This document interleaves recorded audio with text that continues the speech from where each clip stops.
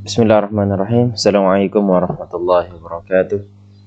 Kembali pada pembahasan sambungan dari hadas, yaitu tentang najis ya. Najis secara bahasa yaitu kata-kata najis merupakan bentuk najisunnya, bentuk isim fa'il dari kata najasa yang berarti kotor ya, kotor atau sesuatu yang dianggap kotor. Sementara menurut istilah itu najis adalah sesuatu yang dianggap kotor oleh syara. Adapun yang termasuk najis yang disepakati oleh imam mazhab 4 ya, terutama Imam Syafi'i radhiyallahu anhu. Di sini ada klarifikasinya ya. Satu, tinja itu merupakan najis atau tanah air Indonesia kita ya. Mohon maaf, tai. Nah, ini bahasa fikih itu harus vulgar atau harus jelas ya. Kemudian kencing. Nah, ini kencing termasuk najis. Ketiga, mazi. Nah, mazi itu sama dengan kencing hukumnya, dia najis. Ini keluar biasanya ketika seseorang dalam keadaan syahwat tinggi, kemudian setelahnya itu akan keluar mazi ya. Beda dengan mani ya. Ini mazi ini tidak ada nikmatnya ketika keluar. Nanti ada pembahasan khususnya. Kemudian wadi. Wadi itu air jenis kencing juga yang keluar ketika seorang itu dalam keadaan capek atau lelah. Ini biasanya begitu selesai kencing, ini akan keluar wadi. Itu wadi. Kemudian yang termasuk daripada najis adalah muntah. Muntah seseorang ini najis ya, muntah. Baik dewasa, kecil maupun remaja itu muntahnya najis. Kemudian haid termasuk najis. Kemudian khamar, ya, khamar termasuk najis. Ini bangkai juga ya, bangkai binatang atau sesuatu yang tersembelih bukan atas nama Allah SWT. Atau yang berikutnya adalah darah atau nanah. Darah ini darah segar, nanah ini darah yang sudah busuk. Nah, ini termasuk najis. Kemudian yang 10 yaitu anjing dan bab 1 atau babi. Nah, ini adalah yang termasuk daripada najis. Lanjut, macam-macam najis ya. Kita kenal najis itu ada 3 macam ya. Ada najis mukhaffafah, ada najis mutawassithah, dan ada najis mughalladhah. Najis mukhaffafah ya, yang pertama merupakan najis yang tergolong ringan ya, mukhaffafatnya ringan. Seperti air kencing bayi yang belum memakan sesuatu ya, hanya meminum ASI, kemudian berumur 2 tahun ya, itu dikatakan dengan najis mukhaffafah. Dia najis cuma dia ringan. Dan cara pensuciannya yaitu cukup dengan memercikkan air pada kain yang terkena oleh najis mukhaffafah tersebut. Jadi ini bayi yang masih berumur 2 tahun atau maksimalnya 2 tahun ya, dari umur 0 sampai 2 tahun. Ini dikhususkan bayi laki-laki ya, bukan perempuan. Kalau perempuan itu dari 6 itu sudah najis, nanti masuk daripada najis mutawassithah nanti. Ini air bayi laki-laki ya, tambahannya di sini bayi laki-laki. Kemudian yang kedua yaitu najis mutawassithah. Yang mutawassit artinya pertengahan. Merupakan najis yang tergolong sedang seperti darah, nanah, muntah, bangkai, minuman yang memabukkan. Itu termasuk mutawassit ya, tinja sedang kemudian kencing yang disebut tadi itu adalah mutawassithah.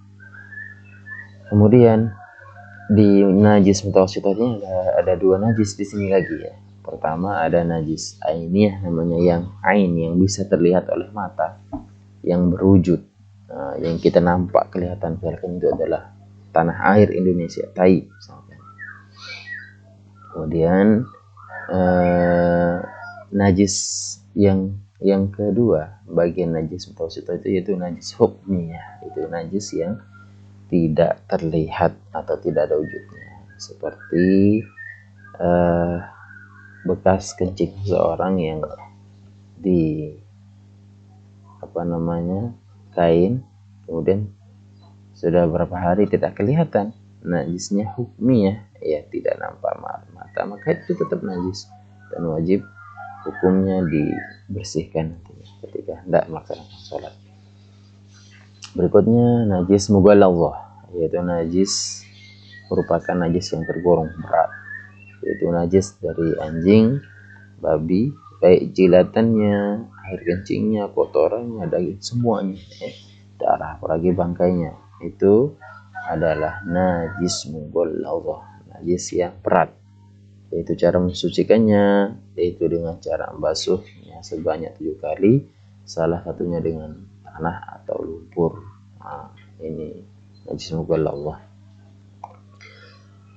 Pembahasan terakhir pada pertemuan kita di bab 2 ini yaitu tentang wudhu. Jadi wudhu yang selalu kita lakukan, dan insyaallah nanti Bapak akan share materi ataupun video tentang wudhu yang hemat air ataupun yang sempurna walaupun dengan menggunakan air yang cukup sedikit lah bahasanya, tapi insyaallah cukup untuk wudhu. Secara bahasa wudhu berasal dari kata tawaddu'a, ya tawadda'u tawaddu'an. Wudhu artinya bersih atau indah, ya. Sedangkan menurut istilah, wudhu adalah membersihkan anggota tubuh, anggota badan dengan air yang suci dan mensucikan untuk menghilangkan hadas kecil berdasarkan syarat dan rukun. Syarat sah wudhu itu pertama, baru dia sah seorang itu berwudhu, syaratnya adalah pertama Islam, kemudian mumayyiz atau tamyiz, bisa membedakan mana hak, mana yang batil, mana yang baik, mana yang buruk. Intinya dia berakal lah, kita bahasakan di sini. Menggunakan air yang suci dan mensucikan. Ini menggunakan air yang sudah kita bahas pada pertemuan sebelumnya. Tidak dalam keadaan berhadas besar. Kalau dia hadas besar ya mandi dulu. Kemudian tidak ada yang menghalangi sampainya air pada anggota tubuh yang dibasuh seperti cat, getah. Itu tidak ada yang menempel di badan yang wajib dibasuh ketika berwudu.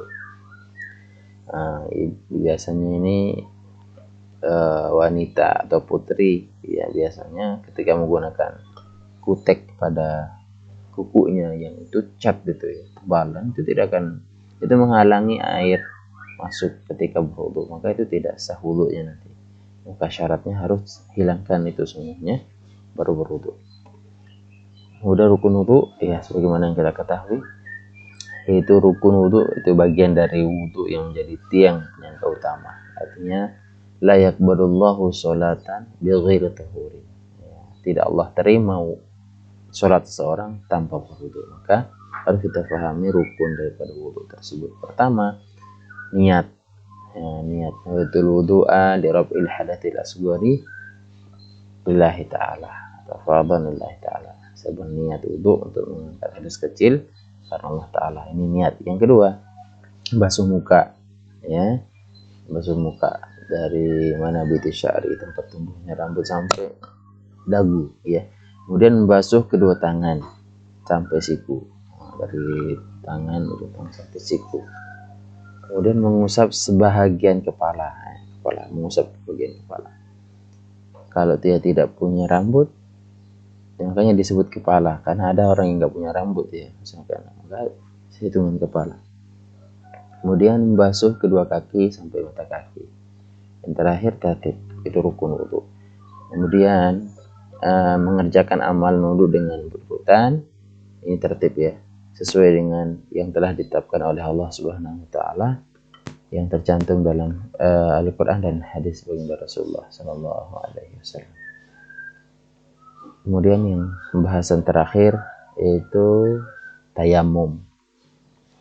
Ini tayamum secara bahasa memiliki makna